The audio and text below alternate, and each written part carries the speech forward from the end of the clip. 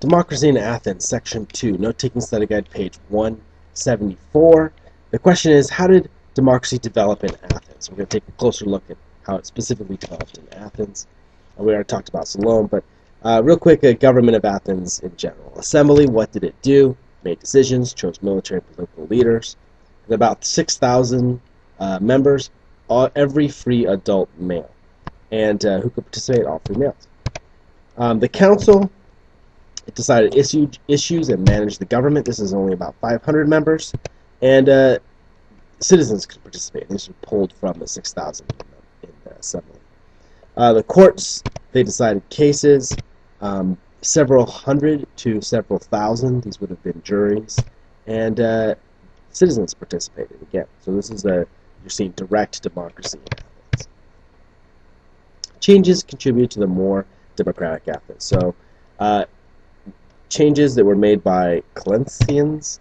Power of the rich. He reduced the power of the rich by doubling the number of citizens who could vote.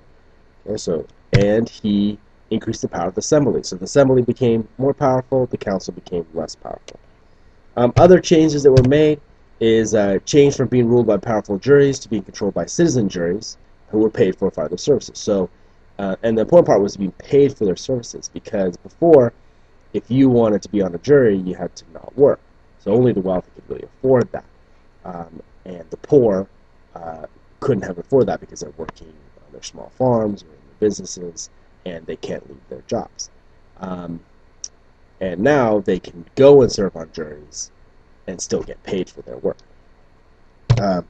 Women were given more legal rights, though still what we would consider vastly inadequate. Military service.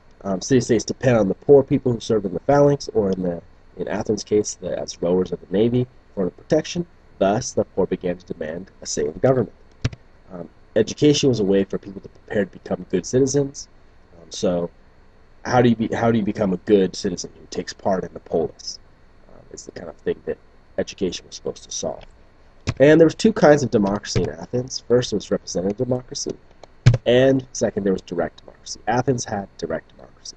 In America today, we have representative democracy pretty much across the board. There's a few cases where you have examples of direct democracy, but for the most cases, representative democracy in